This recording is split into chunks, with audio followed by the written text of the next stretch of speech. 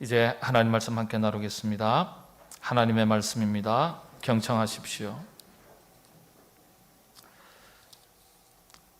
여호와께서 솔로몬에게 말씀하시되 내게 이러한 일이 있었고 또 네가 내 언약과 내가 네게 명령한 법도를 지키지 아니하였으니 내가 반드시 이 나라를 내게서 빼앗아 내 신하에게 주리라.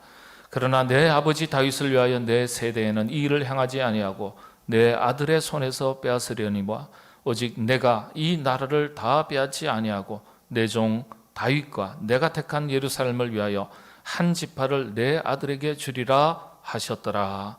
아멘. 1910년이죠. 112년 전입니다. 한일 합방 경술련의 국치라고 말합니다. 나라가 망했습니다. 나라가 망했다는 소식을 들었던 이 땅에 조선의 끝자락 대한제국의 마지막, 이 땅에 있던 한반도에 있었던 수많은 유림들, 선비죠. 선비들이 상투를 풀고 땅을 치며 통곡했습니다. 그리고 많은 백성들도 함께 나라가 망했다는 소식에 눈물을 흘리면서 통곡을 했습니다. 백성들만이겠습니까? 왕이 자신의 나라가 망했다, 이 이야기를 듣는 것이 얼마나 고통스러울까요? 얼마나 비극일까요? 다시는 이 땅에 그와 같은 민족, 나라와 민족의 역사가 되풀이되지 않도록 우리가 힘써 이 나라의 민족을 잘 지켜갈 수 있어야 하겠습니다. 기도함으로 지켜야 되겠고요. 선한 영향력을 발휘하면서 그리스도인으로서 해야 할 일을 마땅히 잘 감당하면서 이 나라, 이 민족을 잘 지켜갈 수 있어야 되겠습니다. 이 나라와 민족이 망했던 비극의 이야기가 성경 속에도 잘 기록이 되어 있습니다. 지난주에는 다윗의 눈물이라는 제목으로 말씀을 나눴습니다. 오늘은 솔로몬의 눈물이죠. 다윗의 뼈아픈 고통과 눈물은요, 다윗의 자녀들의 형제 살인의 비극을 눈앞에서 지켜보면서 흘렸던 아버지의 눈물입니다.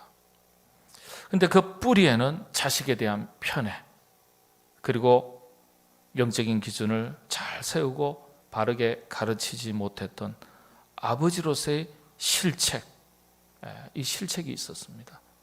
이게 원인이었죠. 이런 비극이 다윗 당대에 거쳤다면 얼마나 좋겠습니까? 안타깝게도 이 비극은 아들 솔로몬에게로까지 이어지게 됩니다. 아버지가 흘린 눈물을 또다시 아들 솔로몬이 흘리게 된 것입니다. 다윗과 달리 솔로몬의 눈물의 내용이 무엇일까요? 왕에게 조금 전에 말씀드린 대로 가장 가슴 아픈 말은 자신의 나라가 무너지게 될 것이라는, 망하게 될 것이라는 말을 듣는 겁니다. 그런데 솔로몬은 이 말을 하나님께로부터 듣게 됩니다. 이미 돌이키기에는 너무 늦어버렸습니다. 그 말씀이 오늘 바로 본문 말씀입니다. 솔로몬이 하나님께로부터 이런 뼈아픈 엄청난 말씀을 듣게 된 이유가 무엇일까요? 가슴 아픈 눈물을 흘리게 된 원인이 어디에서부터 시작이 되었을까요? 솔로몬의 실책을 세 가지로 정리할 수 있습니다. 첫 번째는요, 권력의 오남용이었습니다. 권력의 오남용. 결과는 되풀이되는 형제 살인의 비극이었습니다. 열왕기상 2장 23절에서 25절의 말씀을 제가 한번 읽어보겠습니다. 여호와를 두고 맹세하여 이르되 아도니아가 이런 말을 하였은즉 그의 생명을 잃지 아니하면 하나님은 내게 벌 위에 벌을 내리심이 마땅하니이다. 그러므로 이제 나를 세워 내 아버지 다윗의 왕위에 오르게 하시고 허락하신 말씀대로 나를 위하여 집을 세우신 여호와께서 살아계심을 두고 맹세하노니 아도니아는 오늘 죽임을 당하리라 하고 여호야다의 아들 브나야를 보내매 그가 아도니아를 쳐서 죽였더라. 하늘을 두고 내가 맹세한다. 내가 오늘 반드시 죽이겠다. 누가 한 말일까요? 동생 솔로몬이 형 아도니아를 두고 한 말이에요. 세상에 할 말입니까? 여러분 형제지간에 싸울 때도 있죠. 저도 제 남성 2살 터울에 키가 저만해요. 덩치 좋아요. 운동도 해가지고요. 유단자예요. 그래도 형한테는 안 돼요. 한번 생각해 보세요. 동생이 한 대 얻어맞았다고, 속상하다고, 형한테 내가 오늘 반드시 너 죽일 거야, 말할 수 있습니까? 없습니까? 말할 수 있는 집안은 좀 곤란한 집안이에요. 여러분, 솔로몬이 왕위에 오른 뒤에, 왕자에 오른 뒤에 가장 먼저 한 일이 비극적입니다. 자신의 권력을 노리는 다른 형제들을 죽이는 것이었습니다. 이게 할 일입니까? 왕권을 지키기 위해서 정적이 누가 되든 간에 정적을 제거하는 것이 그에게 최우선이었습니다. 흔히 원수 갚는 일에 자신의 권력을 사용한 거예요. 일컬어 정치 보복이었습니다. 하나님 주신 권력을 하나님의 영광을 위해서 사용해야 하는데 자신의 권력, 이익을 다지는 데 사용한 거예요. 솔로몬의 권력의 오남용이 첫 번째 실책이었습니다. 물론 이유는 있었어요. 형 아도니아가 아버지의 왕자를 노리고 반란을 도모했거든요. 아버지 죽이겠다 그랬거든요. 그러니까 아버지 죽이면 나도 죽일 거 아니냐. 이럴 수는 없다. 그렇죠. 칼을 빼든 거예요.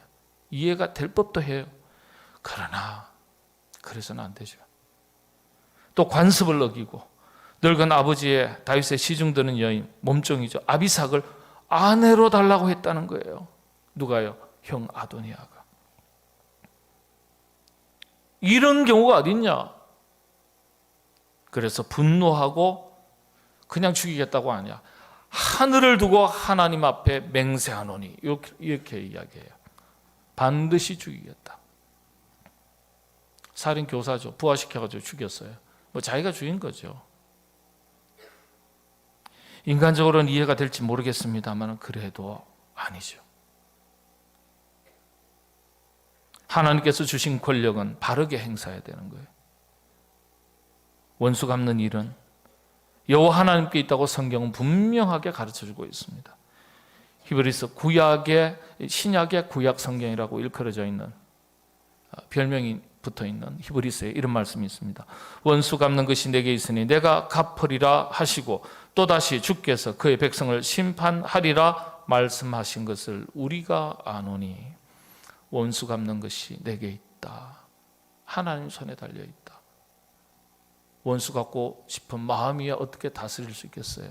속상하고 억울하고 원통하면. 그렇죠. 그러나 원수 갚는 행위로 드러나지 않아야 돼요. 마음도 다스려야 되고. 내가 갚지 않아도 누가 갚아주신다고요? 하나님 갚으세요.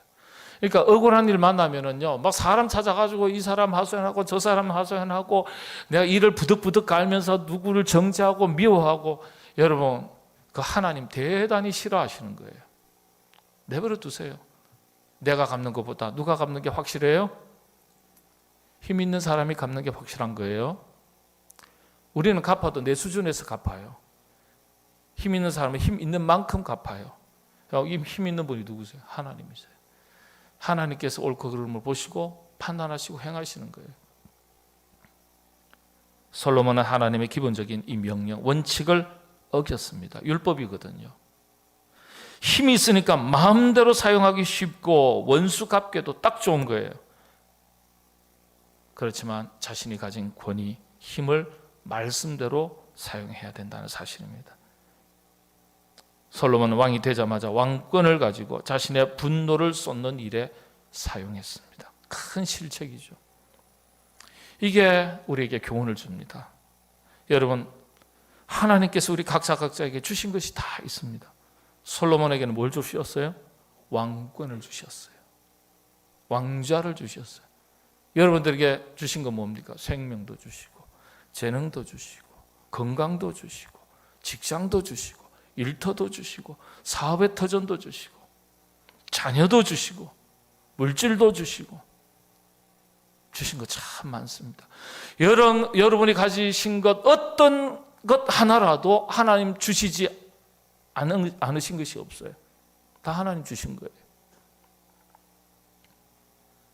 하나님 주신 것을 가지고 주신 분의 뜻에 따라 사용해야 돼요. 그래서 그리스도인들은 청지기 의식이 분명해야 돼요. 하나님께서 나에게 주신 것을 하나님의 뜻을 잘 분별해서 하나님 마음에 합당하도록 사용해야 되는 거예요. 그것이 물질이든지 뭐 건강이든지 무엇이든지 재능이든지 관계가 없습니다. 하나님의 영광을 위해서 사용하는가 아니면 나 자신의 만족을 위해서 유익만을 위해서 사용하고 있는가 살펴보셔야 됩니다. 솔로몬의 비극이 여기에서부터 시작이 된 거예요. 이 결과 솔로몬 제위 기간이 끝난 뒤 통일 왕국은 무너지고 사분 오열하면서 결국은요 남북으로 나뉘고 패망의 길로 들어서게 됩니다. 아버지 다윗 왕의 제위 기간이 통치 기간이 40년입니다. 다윗이 나이 30에 30세에 나이 30에 왕이 되고 40년을 통치했습니다. 성경에 정확하게 기록이 되어 있죠. 그런데 참 신기해요. 통일 왕국을 세우는데 딱 40년. 아버지 다윗이요. 그런데 신기하게도 아들 솔로몬이 왕국이 무너지는데 40년 딱 걸렸어요. 애쓰고 땀 흘리고 수고하고 세워온 만큼 하나씩 순서대로 다 망하는 거예요. 아버지가 쌓아온 세월 만큼 하나씩 다 까먹은 거예요. 비극 아니겠어요? 솔로몬에게는 왕권을 주셨고 우리에게는 무엇을 주셨을까? 우리 모두 하나님께서 우리에게 주신 것을 바르게 잘 관리하고 지키고 사용할 수 있으시게 되기를 바랍니다. 바르게 사용하는 원칙이 하나님 말씀이에요. 바르게 사용해야 돼요. 왜냐? 바르게 사용해야 하나님께서 더 주시는 거예요. 더 주시는 거예요. 그런 은혜가 여러분들에게 넘치시게 되기를 바랍니다. 두 번째 솔로몬의 실체, 혼합 종교에 빠졌다는 사실이에요. 혼합 종교. 열왕기상 3장 1절에서 2절 말씀 제가 한번 읽어드리겠습니다. 한번 보시죠. 솔로몬이 애굽 왕 바로와 더불어 혼인 관계를 맺어 그의 딸을 맞이하고 다윗성에 데려다가 두고 자기의 왕궁과 여호와의 성전과 예루살렘 주위의 성의 공사가 끝나기를 기다리니라. 그때까지 여호와의 이름을 위하여 성전을 아직 건축하지 아니하였으므로 백성들이 산당에서 제사하며, 백성들이 산당에서 제사했다. 백성들만 제사한 줄 알았는데 그렇지가 않습니다. 그 다음 3절에 보면요, 솔로몬이 여호와를 사랑하고 그의 아버지의 법도를 행하였으나, 하나님도 사랑했대요. 아버지가 일러주신 그 가르침을 법도를 행했지만, 그 다음 구절이 아주 인상 깊은 거예요. 산당에서 제사하며 분향하였더라. 3절에 곧바로 있어요. 백성이나 왕이나 똑같대요. 산당에서 제사하고 분향했다는 겁니다. 통일 왕국을 유지하려는 한 정치적인 방편으로서 이방 나라들의 공주들과 애굽 공주들과 정략 결혼을 하게 됩니다. 통일 왕국을 유지하기 위해서 인간적인 방법을 쓰는 거죠. 그런데 이스라엘 백성들에게는 이방 여인과 결혼하는 것이 율법으로 금지가 되어 있어요. 그런데 솔로몬이 그 율법을 정면으로 어긴 거예요. 하나님의 명령, 율법으로 금한 것을 어긴 거예요. 자신의 권자 왕국을 유지하기 위해서 이 원칙을 무너뜨리는 거예요. 이방 여인을 아내로 삼았습니다. 자, 그렇게 얻은 아내가 몇 명이죠? 수련회 하시나 피곤하셔가지고 다 본당을 시원하고. 몇 명일까요? 솔로몬의 아내 몇 명이죠? 1000명이라는 걸 알겠는데, 그럼 아내는 뭐죠? 정실과 후실이 나눠져 있어요. 결혼의 법도 다르고 다 달라요. 아내가 300명이에요. 와, 한 명 섬기는 것도 힘들어 죽겠는데 300명이 이름이나 얼굴이나 알겠어요? 근데 후궁이 700명입니다. 아이고야, 저 여자가 내 아내인지 아닌지도 모를 거예요. 1000명이에요, 1000명. 그런데 이게 무슨 뜻이죠? 아내와 후궁이 많다는 뜻이 아니에요. 아내와 후궁만이 많다는 뜻이 아닙니다. 여러분, 이방 족속들은요, 각기 자기 부족신들이 따로 있습니다. 1000명과, 그래서 결혼했다면 1000명의 이방신을 받아들이는 거예요.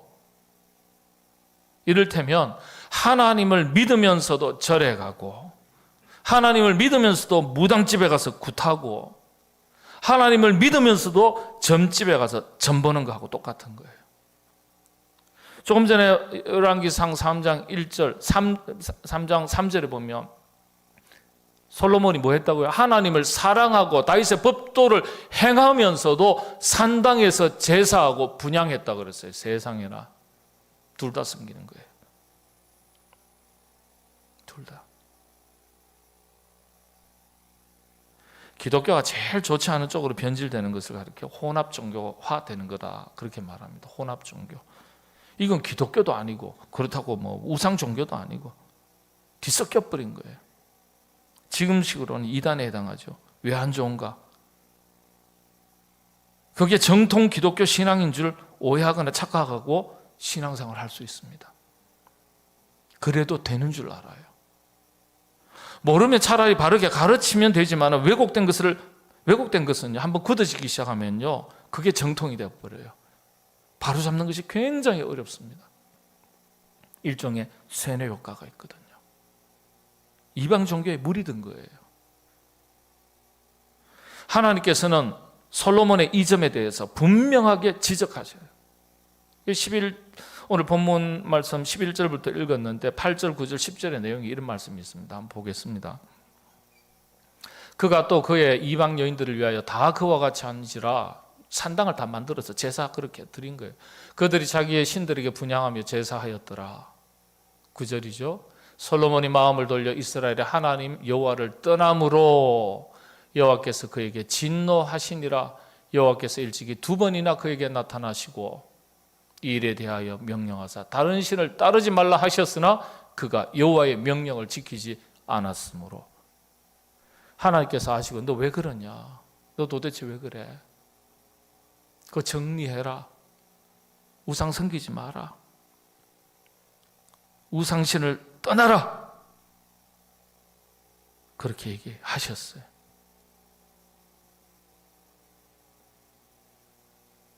그런데 돌이키지 않았어요. 하나님께서 가만히 계시겠어요? 그래서 한 말씀 하시는 거예요. 그게 11절입니다. 오늘 11절. 이 나라를 내게서 빼앗아 네 신하에게 주겠다.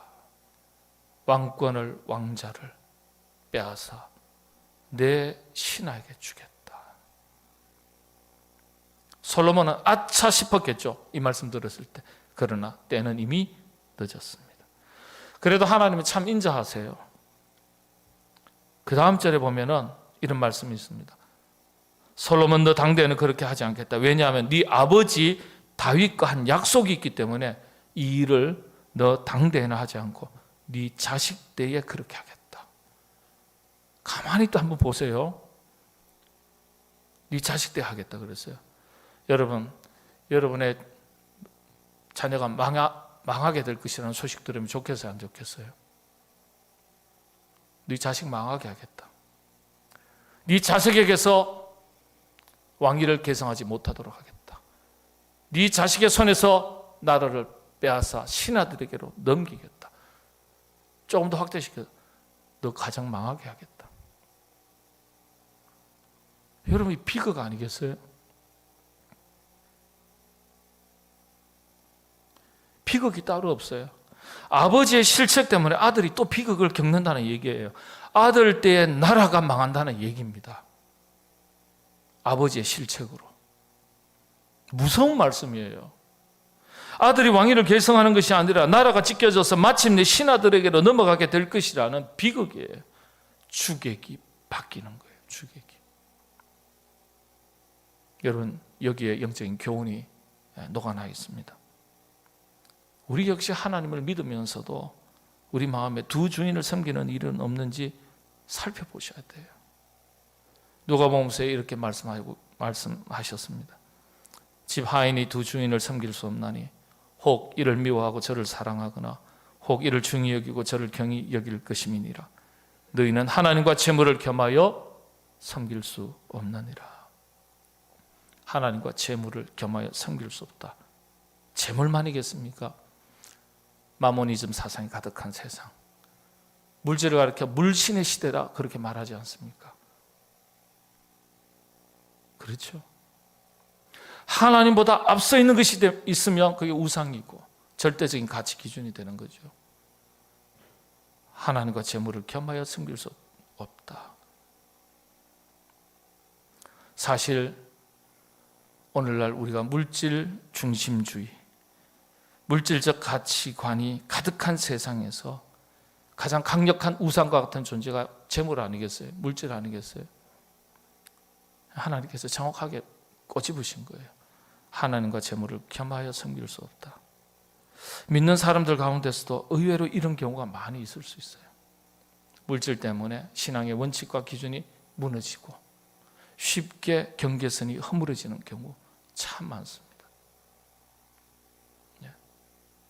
여러분의 취미생활 때문에 영적인 기준이 흔들리는 일이 있으세요? 그런 건 별로 없어요. 다른 여러 가지 이유들이 많이 있겠지만은 영적인 기준이 가장 쉽게 허물어질 수 있는 게 뭐죠? 바로 물질이라는 거예요.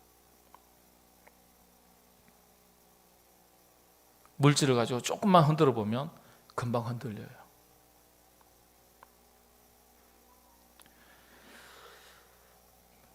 그러니까 물질이 신이 될 수 있습니다. 신은 아니라 하더라도 하나님보다 더 귀한 가치 기준을 가진 것이 될 수 있다는 거예요. 그래 되면 우상을 섬기는 거나 다름없다는 거예요. 여러분, 자녀가 그런 우상이 될 수 있습니다.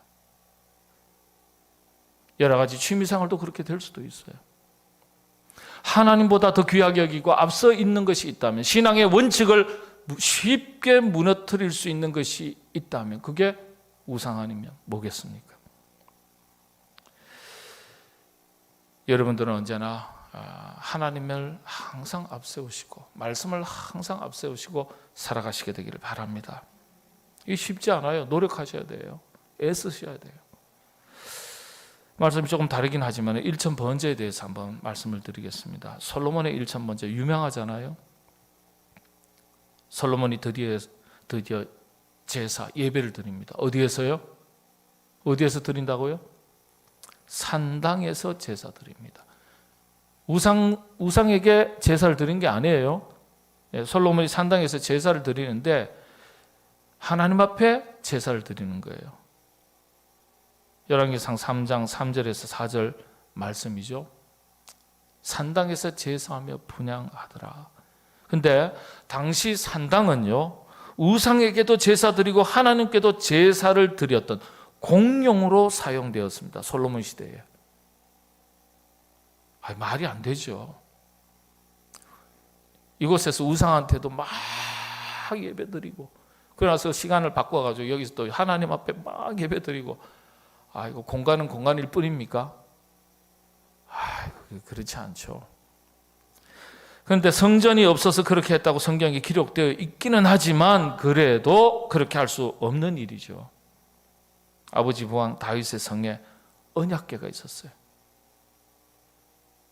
언약궤는 하나님의 임재를 말하는 거예요. 그 언약궤 안에 뭐가 있습니까? 모세가 받은 십계명이 있는 거예요. 이 언약궤는 하나님의 임재를 상징하는데 하나님 계셔야 될 곳이 하나님의 집인데 성전이 없는 거예요. 그래서 다윗이 맨날 기도했잖아요. 하나님 성전 좀 짓게 허락해 주십시오. 그런데 하나님께서 다윗에게 너 피를 많이 흘려서 안 된다. 네 아들 때 성전 짓게 할 거야. 그렇게 말씀하셨거든요. 그래서 할 수 없어서 다윗은 어디에다가 이 언약궤를 보관했습니까? 다윗의 궁전에다가, 다윗 성에다가 보관을 했습니다. 아버지는 다윗은 이 언약궤 앞에 제사 드렸어요. 예배 드렸어요. 산당에서 예배 드리는 게 아니에요. 솔로몬이 하나님 앞에 온전하게 예배 드린다면은 언약궤 앞에 가서 예배 드리면 되는 거예요. 그런데 그렇게 하지 않았습니다. 여러분, 사람의 마음이 그런 거예요. 하려고 하면은요, 무슨 이유가 있어도 그거 해요. 이유를 찾아서라도. 그런데 안 하려면요, 무슨 이유 구실을 다 찾아서라도 그거 안 해요. 안 할 구실을 찾아요. 자기 합리와 영적인 기준이 무너진 거예요. 솔로몬은 이미 하나님으로부터 마음이 멀어진 거예요. 하나님으로부터 멀어진다는 것 자체가 비극이 가까워지는 겁니다. 그런데 이 산당에서 1,000번제를 드렸답니다. 마음에 안 드는 1,000번제가 될 수도 있겠죠. 그런데 아직까지는 완전하게 물들지 않았을 때 1,000번제를 드렸습니다. 그런데 1,000번제를 우리 한국교회가 잘못 알고 있는데, 1,000번제는 소 한 마리씩 1,000번의 제사를 드린 게 아닙니다. 소 한 마리씩 한 번 예배 드릴 때, 제사 드릴 때 한 번 한 마리, 소 한 마리씩 드린 게 아니에요. 1,000마리의 소를, 1,000마리의 소를 한꺼번에 한 번의 번제로 드린 겁니다. 히브리어 원문은 그렇습니다. 그래서 한자가 있는데요, 솔로몬이 드린 1,000번제라는 것이 1,000번제, 1,000번의 제사가 아니라 1,000, 뭐죠? 불로 태우는 번제입니다. 번제. 소 1,000마리를 한꺼번에 제사로 드린 거예요. 굽다 번이거든요, 저게. 원래 1,000번제는 이런 의미입니다. 그런데 이 1,000번제가 1,000번의 의미를 지니게 된 것은, 이전에 한 번의 번제에 가장 큰 일반 평민들의 수준에서 가장 큰 제물은 소 한 마리였어요. 왕은요, 1,000마리 다 준비하는데 어렵지 않아요. 일반 서민들은, 백성들은 소 한 마리 재산인데, 한 마리 준비하는 것도 얼마나 큰데. 그래서 당시에 일반 평민들이, 일반 사람들이 하나님 앞에 나와서 최고의 제사물은요, 소 한 마리였어요. 그러니까 한 번의 제사에 소 한 마리, 그게 일반 평민들의, 백성들의 기준인 거예요. 그런데 솔로몬은 1,000마리를 한꺼번에 한 번에 드렸어요. 그러니까 평민들에게는 1,000번의 제사에 해당한다, 그렇게 해석해서 신앙생활에 적용한 거예요. 그래서 오늘날 한국교회에 그게 정착이 된 거예요. 근데 아쉬워요. 솔로몬이 혼합종교에, 그런 혼합종교에 물들기는 시작했지만 아직 완전하게 물든 건 아니었어요. 이때 이런 1,000번제를 드리겠다고 하나님께 작정을 했는데, 1,000번제를 드리면서 솔로몬이 개인의 영성을 온전히 회복할 수 있었으면 얼마나 좋았겠나, 그런 생각을 합니다. 그런데 그렇지 못했습니다. 1,000번제를 드리는 건 드리는 것이고, 왕권을 지키기 위한 이방 여인과의 결혼은 그대로 행한 거예요. 그대로 행한 거예요. 우리 식으로 바꾸면 예배는 예배 드리는 것이고, 또 사는 건 사는 거예요. 예배와 삶이 분리되는 거예요. 이건 온전한 예배가 될 수 없죠. 하나님께서는 이런 점을 아주 못마땅하게 여기셨습니다. 그게 실책인 거예요. 자, 마지막으로 세 번째입니다. 솔로몬의 실책이 뭐냐? 하나님의 권위에 도전했다는 사실이에요. 하나님의 권위에. 열왕기상 7장 1절의 말씀입니다. 솔로몬이 자기의 왕궁을 13년 동안 건축하여 그 전부를 준공하니라. 6장의 내용을 보면요, 하나님의 성전은 7년 동안 건축하고 마쳤다, 이렇게 기록되어 있어요. 솔로몬이 마침내 오만방자한 권위가요, 하나님을 드디어 앞서기 시작했습니다. 성전보다 자신의 왕궁을 더 크게 짓습니다. 말씀드린 대로 하나님의 성전은 몇 년 걸렸다고요? 7년. 자신의 왕궁은요 13년. 무슨 뜻이죠? 시간이 그렇게, 자재가 부족해가지고 건축 공기가 늘어난 거예요? 공사 기법이 어려워가지고, 아니면 뭐 안반을 만나가지고 공기가 오래 걸린 거예요? 아니요. 더 크게 지었다는 뜻이에요. 더 크게 지었다는 의미가 뭐죠? 여러분, 왕궁은 당시에 왕의 권위를 나타냅니다. 왕의 권위를. 벌써 하나님보다 자신의 권위를 더 높인 거예요. 여러분, 우상이 따로 없습니다. 하나님보다 더 중히 여기고 높이면 그게 우상인데, 솔로몬이 그 자리까지 간 거예요. 자기가 우상이 된 거예요. 마침내 이와 같이 행하는 솔로몬에게 하나님께서는 간단하게 한 말씀 하십니다. 또 솔로몬, 너에게서 나라를 빼앗아 신하들에게로 넘기겠다. 다만 네 아버지 다윗하고 내가 맺은 약속이 있기 때문에 내가 너 때는, 네 당대는 그렇게 하지 않겠지만 네 자식 때는 내가 빼앗아서 넘기겠다. 아이고야, 얼마나 큰 비극입니까? 무슨 말입니까? 그 자식은 무슨 죄가 있어요? 아버지 잘못 만나가지고 집안이 풍비박산 나는 거예요. 다 빼앗기는 거예요.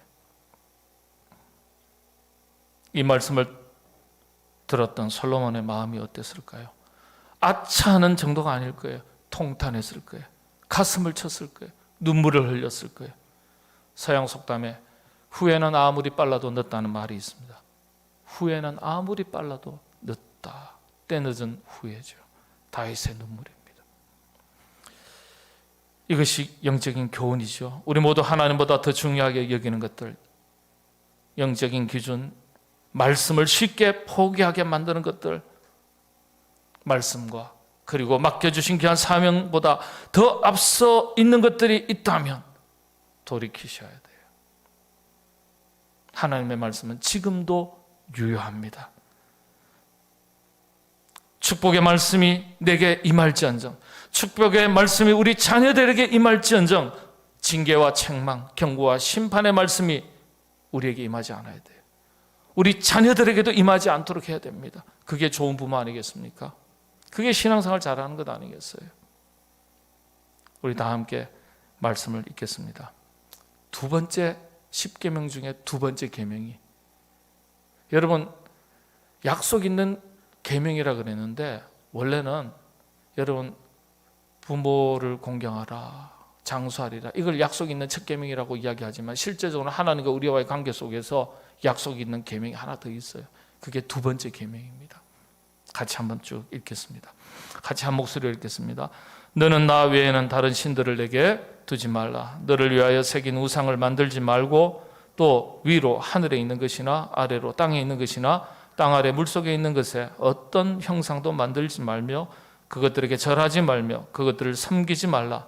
나 내 하나님 여호와는 질투하는 하나님인즉 나를 미워하는 자의 죄를 갚되 아버지로부터 아들에게로 3세대까지 이르게 하거니와 나를 사랑하고 내 계명을 지키는 자에게는 1000대까지 은혜를 베푸느니라.